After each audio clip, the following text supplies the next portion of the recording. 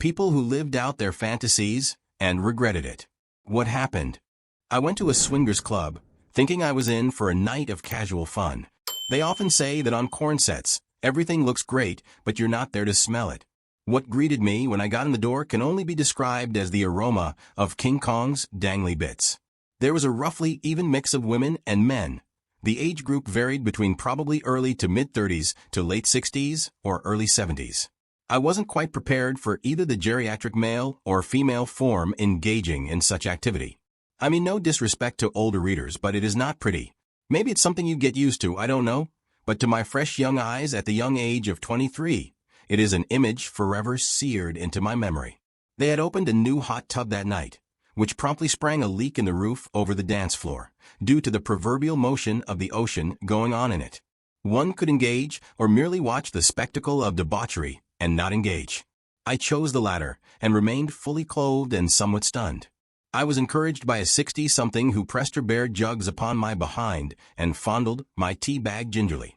She whispered in my ear, "Oh, look at what we have here. Some fresh meat. My friends would love to meet you."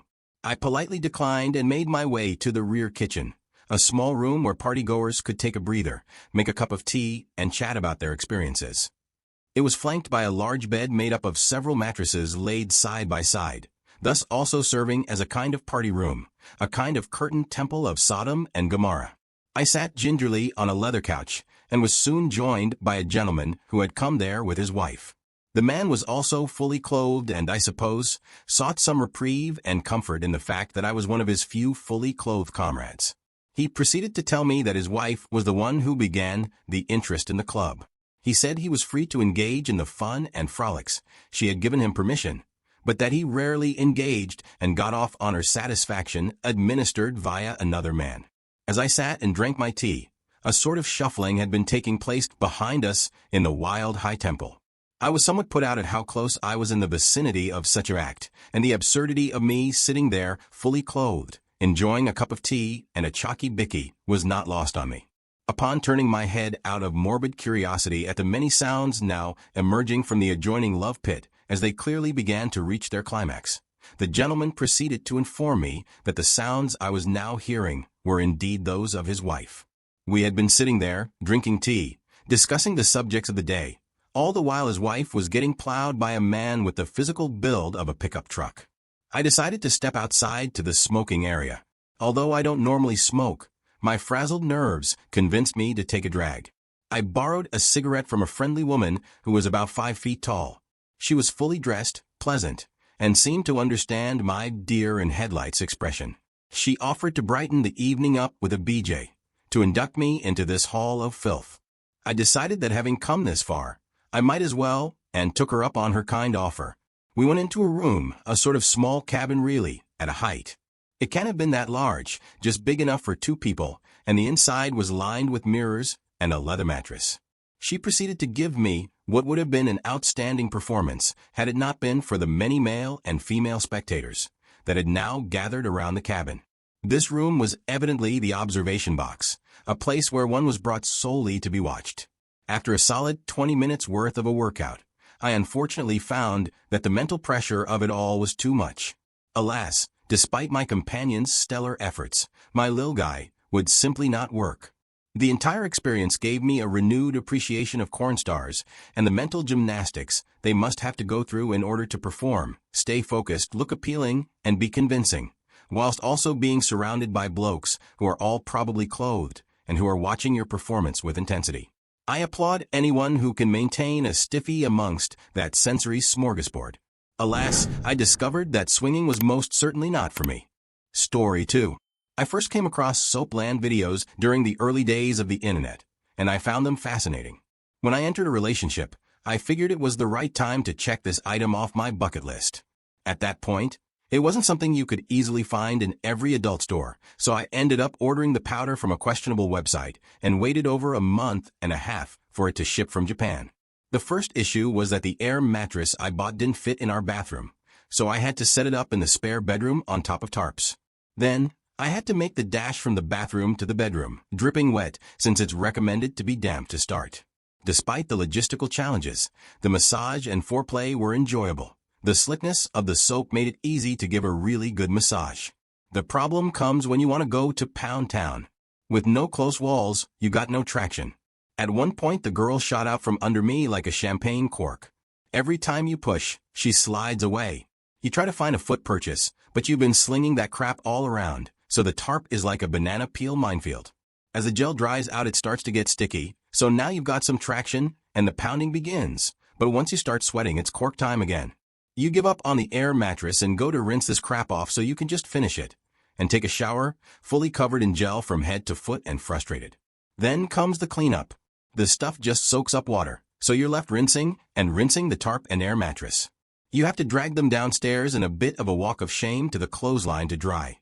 There's not enough space in an apartment to air out both a tarp and an air mattress. Your neighbors might not know exactly what happened, but they'll definitely be aware that you were up to something that required a tarp and a second bed. Congratulations, you've officially become those neighbors. Story 3. In my early 20s, I had a thing for older women. I went to a Chinese restaurant with a bar that had a reputation as being a pickup joint for 50, 60, 70-year-olds. I went into the bar with a few friends for kicks and giggles and started chatting up with the ladies. I settle in on this older lady wearing a white leather suit, pants, vest, and jacket. I noticed her large fun bags, and she looked good. Lights were low, so it made her features softer. We decide to leave and go back to her place for some fun. We hop in her car and head out. We get to her place, and with real lights, you can see she's much older than I thought she was, and rougher looking too.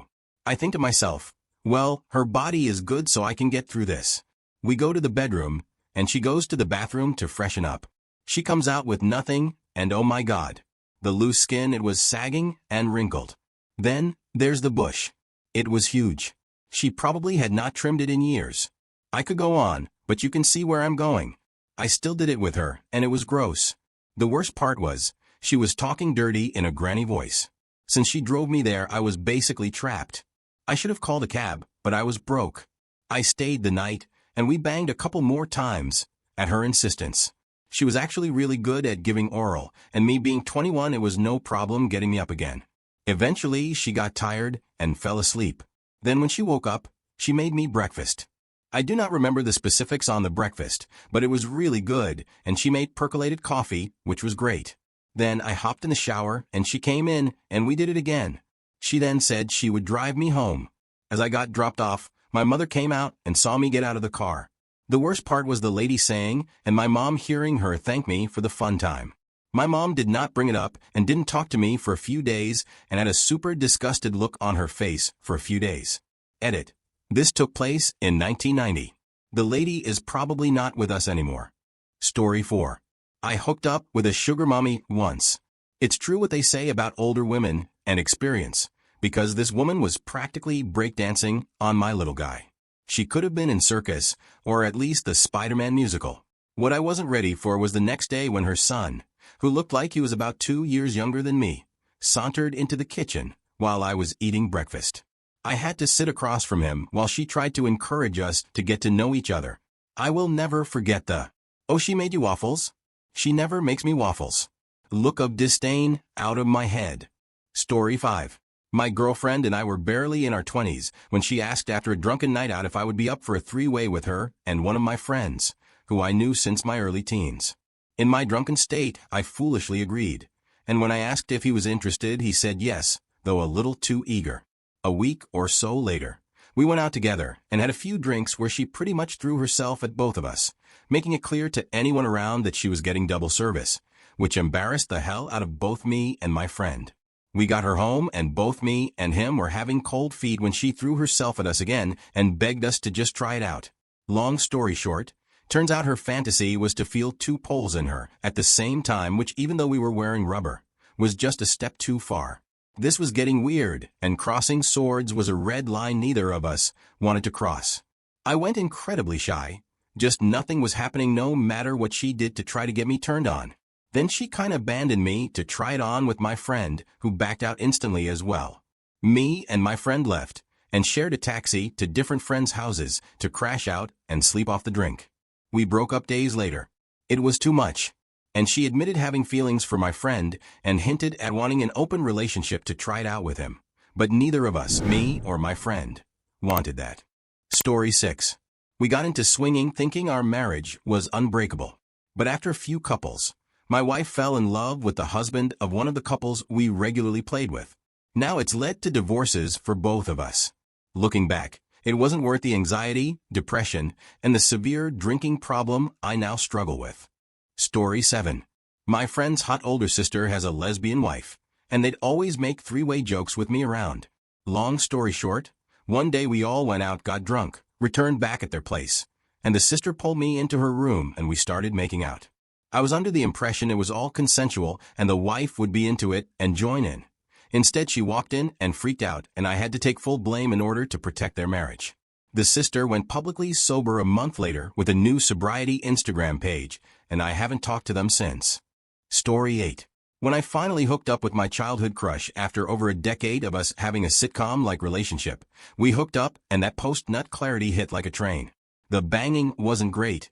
She was very clearly just using me to get over her ex. She probably only liked me in between dating other guys our entire history together, and afterwards it was clear that she didn't care about me at all. I did all the work, she starfished the entire time, and she left immediately after. It was soul-crushing, but I'm glad it snapped me out of whatever trance I was in. Edit. I guess I should add that there was no post-nut clarity because I never finished. She brought up her intimate tape with her ex. My soldier wasn't standing tall. Then she subtly blamed me for the bad experience. Story 9. I had long fantasized about my stepbrother's ex-GF, but it was something that was never going to happen until it did. I came back to visit after moving out of state and went to the bar with some friends. While I was there, I saw her dancing and drinking. I said a quick hello and then went on with my night. Around 1:45 a.m., right after the bars closed, she called and asked if I wanted to come to a party at her place. I figured why not. I walked to her house, went inside, and quickly realized she was the only one there. The lights were dim, and music was playing in the background. I knew we were going to do it, and I was so excited. She let me go down, which has always been at the top of my fantasy, but that's where the fun ended. Once we started doing it, she literally just laid there. She did touch me, but didn't make a single sound, just laid there. I asked if she was all right, and she said yes, don't stop. I was no longer enjoying this, and my guy just gave up. So I got off, laid there for a few minutes, then got to leave.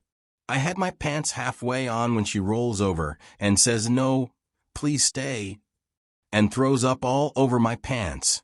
I stayed the night, due to a lack of pants, and when I woke up in the morning, she was staring at me. I asked if everything was okay, and she said, "Did we do it last night?" My heart stopped, and my mind started racing. I was terrified of what was about to come next, and also wondering how I could have been so dumb. I was drunk. I said yes, and apologized. I got up and told her I would leave. She asked me to stay, and said she wanted to discuss this.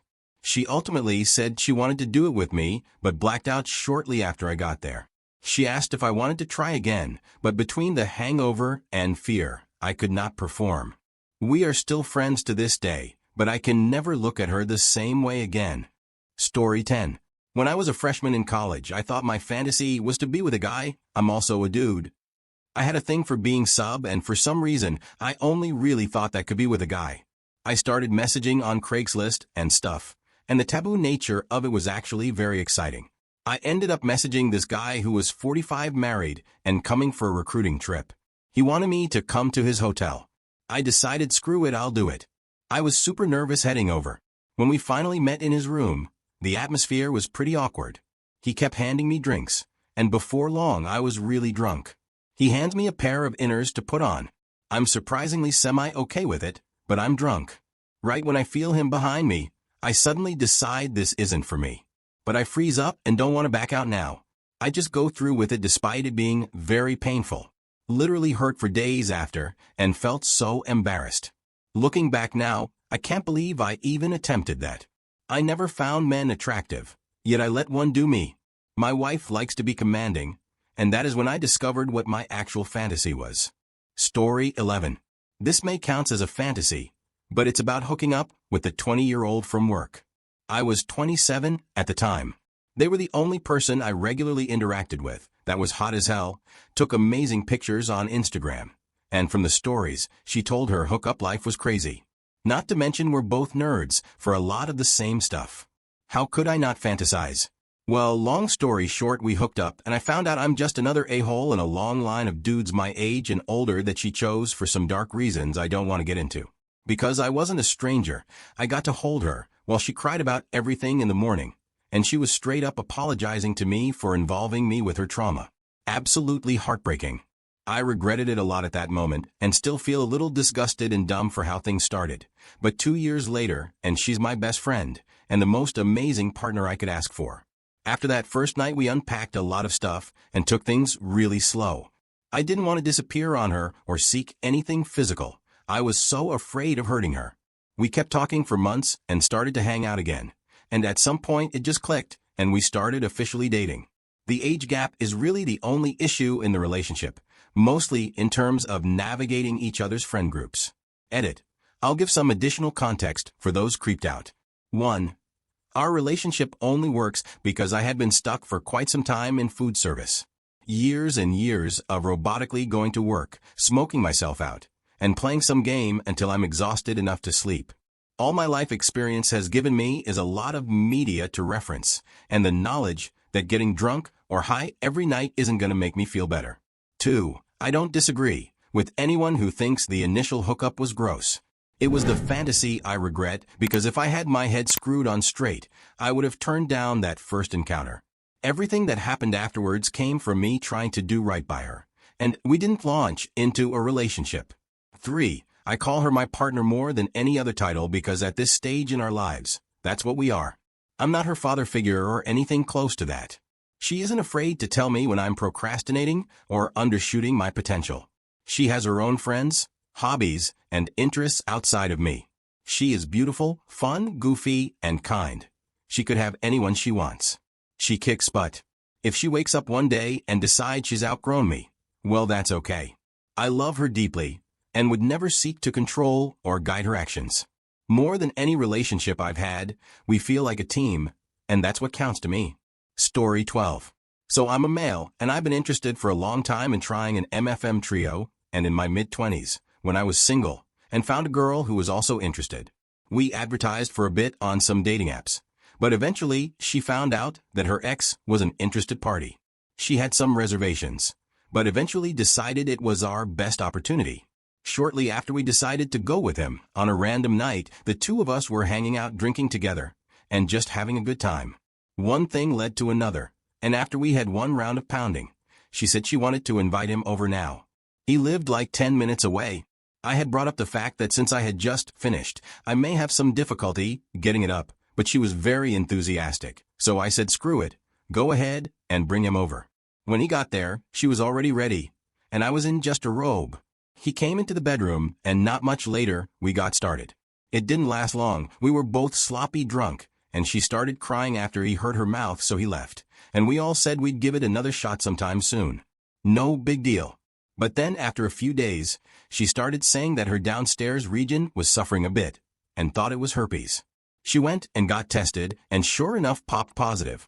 I wasn't wearing a protection, and neither was he, and her and I had both previously tested negative, so it seemed he had given us herpes. I had engaged with her a few times after that night and before her test results, so I was sure I had it too. Eventually, a few months later, I decided to get tested and it came up negative. I told her this, and so she got retested, which also came up negative. But all three of us lived a good few months thinking we had herpes. But I guess false positives do happen. I don't regret it as much now that I know I don't have it, but those few months were pretty rough. Story 13. My ex-husband/first boyfriend said we should try an open marriage for the rest of that year. We were married for 3 years. He said since he was no longer a part of a church as a worship leader and, quote, we never got to live out our college days. He also claimed it would be great because he knew I wanted to explore my bisexual curiosities, and we had never been with anyone else. Unfortunately, I agreed with the terms of doing things together, but in the end, he just ended up using it as an excuse for sleeping with our new roommate in our house. He also convinced me to start dancing at a club since our mortgage was due, and he got fired. He would bring buddies in and spend all the money I'd be trying to make from all the dancing I did. Plus, he was always bragging about me dancing like it was clout. I eventually got SA'd at the club and he was unreachable due to him being in someone else's bed. At that point I was pretty much done, but stuck around for a bit. He got very mad because I have more luck than him with women, and it made him feel insecure.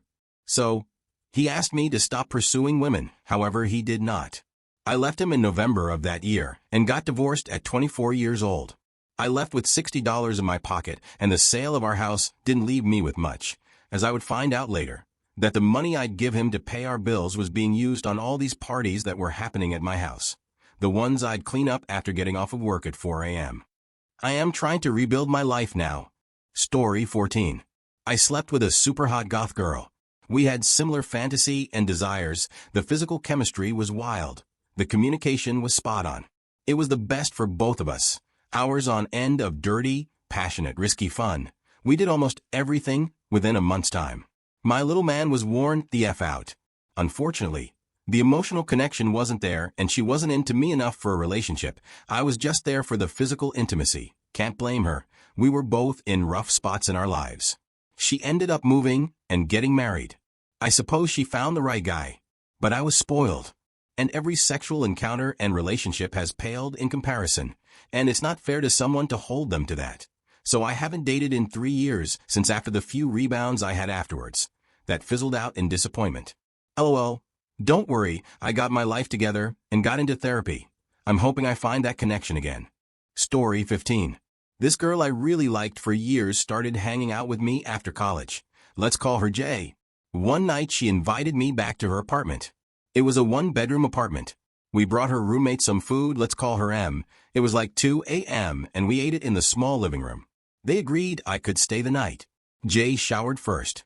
I noticed M looked sleepy and said she could go first. She flirted that we could save time and just shower together. I said I didn't think J would like that. When J came out, M told her, he thinks you won't like it if we shower together. J said, I don't care. Shower together. I couldn't believe this was happening. I thought Jay and I were almost dating. I thought she's testing me, or this is some kind of prank. But I ended up showering with M. Nothing happened in the shower. M's bed ran across a wall near a window, and Jay's was on a perpendicular wall to M's. Jay and I started making out. So many thoughts were going through my mind. I was really into Jay, but she told me she didn't care if I showered with M. What did she see me as? Why are we making out? I was so confused and conflicted, but I really liked Jay. We did it. I was aware M was awake. She could hear us, or maybe even saw us. Whenever I told my friends about this, they either told me I'm stupid for not going for a three-way, and some form of congratulations for basically a three-way, because M was probably doing a solo watching us. But I don't think they understand how heartbroken I felt though. Jay really didn't care about me, but there I was doing it. A couple weeks later, I tried to tell Jay that I really liked her and wanted to know if we could be boyfriend/girlfriend. She said, this always happens to me. You like me now and I'm not interested in you, but when you stop being interested in me, then I'll start liking you? That kinda happened. We didn't talk or text after this. I don't know if she ever started liking me after this, because we didn't stay in touch. Story 16. About 7 to 8 years ago, my friend bought a 4-bedroom house and invited me and 2 other friends to move in with him. The rent was cheap, and we got to live in a house instead of an apartment. Pretty sweet deal. The house next door was home to a young single mom about our age who lived with her kids and her own mother. And, well, she was hot. Most nights, she'd sit on her porch drinking wine alone. Eventually, I introduced myself, and soon enough, porch wine nights became a regular thing. She was clearly into me. She told me she was single, shared the story about the kid's dad, R.I.P., and even let me know she wanted me to take her out. I was all for it. There's just something about the idea of the girl next door. One night, after a few glasses of wine, things escalated. Instead of waiting for a proper date, we ended up heading inside. We slept together, and it was perfectly fine. However, around 2:30 in the morning, her phone started blowing up with calls and texts. She tried to ignore them, but they just kept coming. Then came a knock on her window, which happened to face the porch, right by the front door. That's when I learned she actually did have a boyfriend. She tried to play it off, saying it wasn't serious, apologized for dragging me into it, and begged me to stay. I waited a bit until it seemed like things had calmed down and she'd fallen asleep. Then I quietly slipped out the front door. That's when I saw him. He was sitting right there on the porch. And let me tell you, this guy was huge. I tried to de-escalate immediately, saying, "Hey man, I'm really sorry. I had no idea," and made a move to head back to my place. But he wasn't letting it slide. He tried to corner me, and things got tense fast. I stood my ground, though, which I don't think he was expecting. I didn't want to bring the drama into our house and wake up my roommates, so for the next hour it was this weird back and forth of arguing and almost coming to blows. I kept apologizing and made it very clear that she had frigging lied to me. Eventually, she came outside to intervene. Her explanation? She slept with me because he had agreed to dog sit for his ex recently, and that seemed to instantly mollify him. He turned to me and said, "Dude, she was just using you to get back at me," almost like he was trying to convince himself. I didn't bother mentioning that she'd been asking me for a date and more for weeks. By the end of the night, actually morning, he shook my hand and went back inside with her. It was one of the most bizarre experiences of my life. I drilled her again, at least once more, before we moved out of that house. Story 17. My girlfriend wanted me to call her names and take control of her during fun times. Well, that seemed kind of extreme and rude, and I didn't want to hurt her feelings. And to be honest, I didn't know what to do. So I thought about it for a while and tried to figure out a fantasy that would turn me on to without guilt. So, days later I tried some pet play. We had a great time doing it. Soon she finished, as did I, but later she felt insulted and told me she just wanted the normal thing from now on. When I explained what I was trying to do in response to what she asked, she got it and thought it was funny. We were both kind of surprised by how easily I fell into the role and never hesitated and always said and did the right thing to turn her on. It was like I was a whole different person while doing it. So I developed this dominant, controlling personality for fun times only. And she really loved it, as did I. But each time she had regrets later, so we wound up talking about it more. I eventually figured out she was sometimes really in the mood for this, and sometimes not, and even if she was in the mood, she would later regret it, because she felt disrespected. So, I decided to stop and just go back to doing it normally. Well, she still wanted to be controlled sometimes and started begging for it, but the turmoil I felt about sometimes being great and then later being just awful was too much for me, so I declined. She later admitted she had surprised herself by how much she was into it, and how much she now wanted it. I told her about my concerns, and she said it was alright, that she did regret it, but that she got over it each time and it was just part of it, but I didn't buy into that. Later she asked me why I didn't just replace my whole personality with a dominant personality and act that way all the time. Story 18. I had a traumatic experience with a dude when I was younger, and I wanted to recontextualize it by doing something similar only willfully, to take my power back, so to speak. I never had any romantic thoughts about dudes, and the idea of like kissing or anything made me nauseous, as kissing like a fat smelly person, someone with bad teeth, or my brother or cousin or something. Years ago, I had a girlfriend who was super into the idea of me, like taking my power back, and she was all pro-LGB and stuff and said it would be so hot, who encouraged me and told me it was a good idea. And she had my support and would never judge me for having a fantasy. She hyped me up for a few years to do it, and then afterwards dumped me for it because she could never see me the same again. Got it out of my system, though. At least the shame is gone. Too bad about the girl, though. Now I have trust issues for chicks instead of dudes. Story 19. I always used to love the idea of hooking up with a squirter, and I ended up casually dating and hooking up with one. The first time we did it, it was really cool. It made me feel like an absolute stud, making her do it multiple times. But here's the thing that nobody tells you. It gets everywhere. Yeah, just put a towel down. I kid you not. There's no way this woman had this amount of liquid stored in her body. I know there's some debate out there on whether or not the thing is just piss. I am here to tell you that it has to be everything, because there is no way that any person, man or woman, can store that much fluid in just their bladder. This was coming from emergency reserves.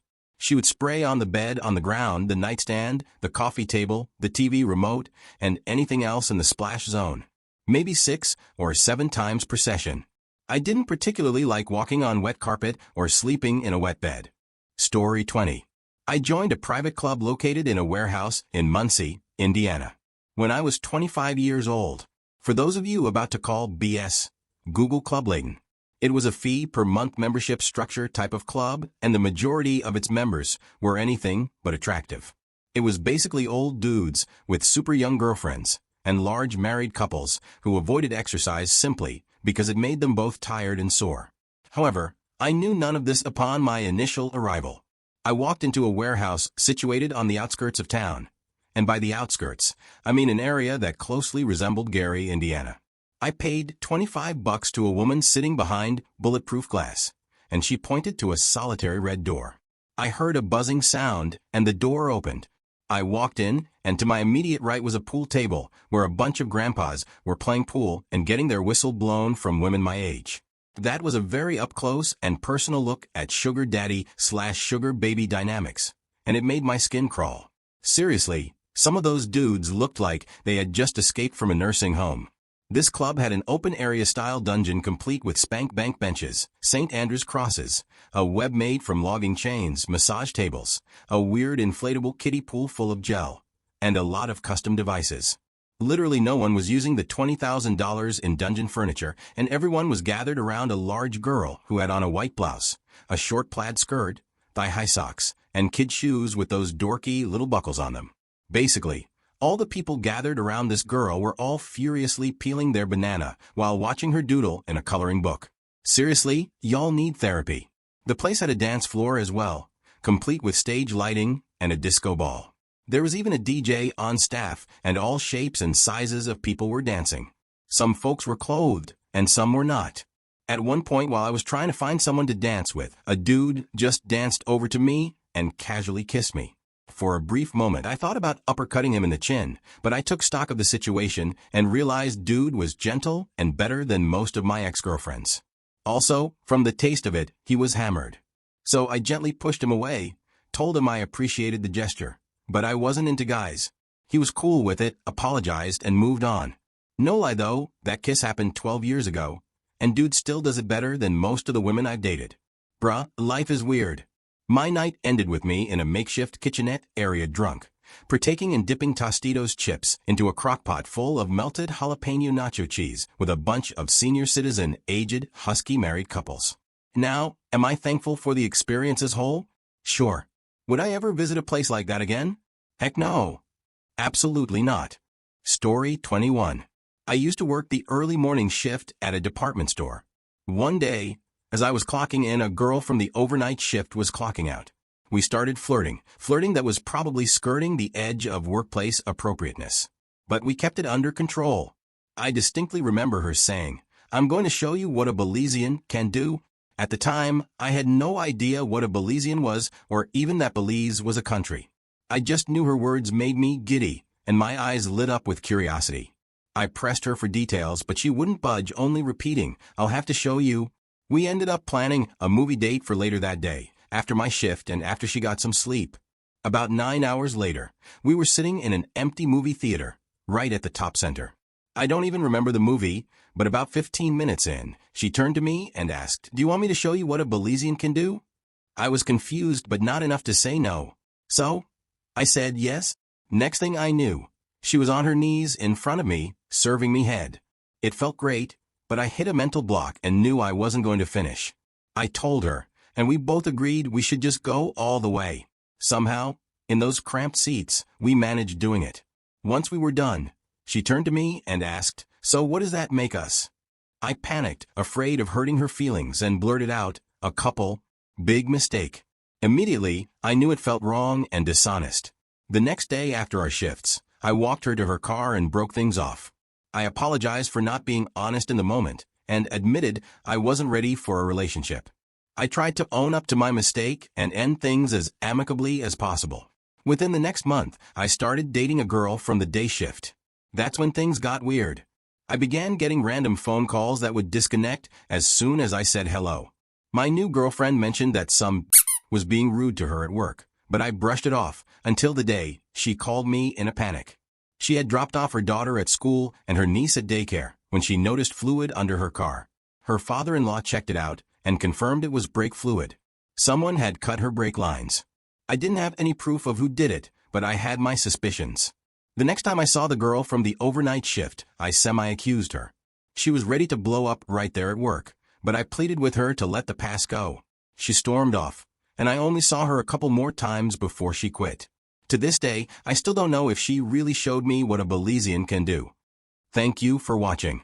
If you enjoyed this video, be sure to give it a thumbs up, subscribe, and hit the bell icon so you never miss an update.